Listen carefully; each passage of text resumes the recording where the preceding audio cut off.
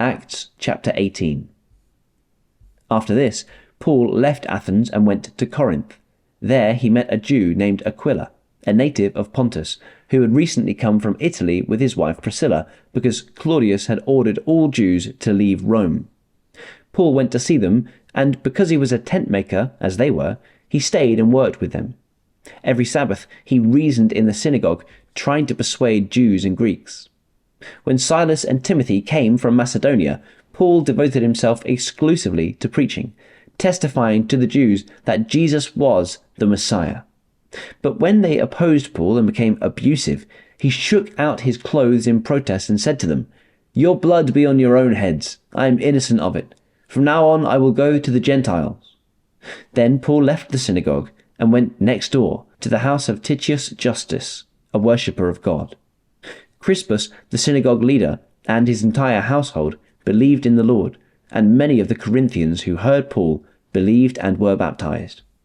One night the Lord spoke to Paul in a vision. "Do not be afraid. Keep on speaking. Do not be silent, for I am with you, and no one is going to attack and harm you, because I have many people in this city." So Paul stayed in Corinth for 1.5 years, teaching them the word of God. While Gallio was proconsul of Achaia, the Jews of Corinth made a united attack on Paul and brought him to the place of judgment. "This man," they charged, "is persuading the people to worship God in ways contrary to the law." Just as Paul was about to speak, Gallio said to them, "If you Jews were making a complaint about some misdemeanor or serious crime, it would be reasonable for me to listen to you.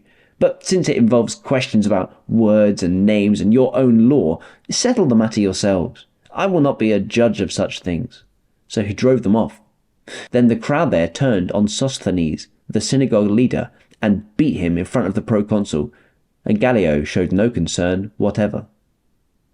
Paul stayed on in Corinth for some time. Then he left the brothers and sisters and sailed for Syria, accompanied by Priscilla and Aquila. Before he sailed, he had his hair cut off at Cenchrea because of a vow he had taken. They arrived at Ephesus, where Paul left Priscilla and Aquila. He himself went into the synagogue and reasoned with the Jews. When they asked him to spend more time with them, he declined, but as he left, he promised, "I will come back if it is God's will." Then he set sail from Ephesus. When he landed at Caesarea, he went up to Jerusalem and greeted the church, and then went down to Antioch. After spending some time in Antioch, Paul set out from there and travelled from place to place throughout the region of Galatia and Phrygia, strengthening all the disciples. Meanwhile, a Jew named Apollos, a native of Alexandria, came to Ephesus. He was a learned man with a thorough knowledge of the Scriptures.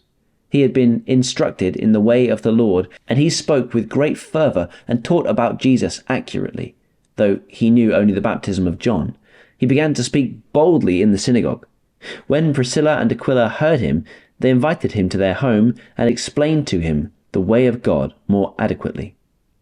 When Apollos wanted to go into Achaia, the brothers and sisters encouraged him and wrote to the disciples there to welcome him.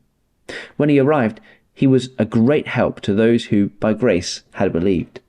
For he vigorously refuted his Jewish opponents in public debate, proving from the Scriptures that Jesus was the Messiah.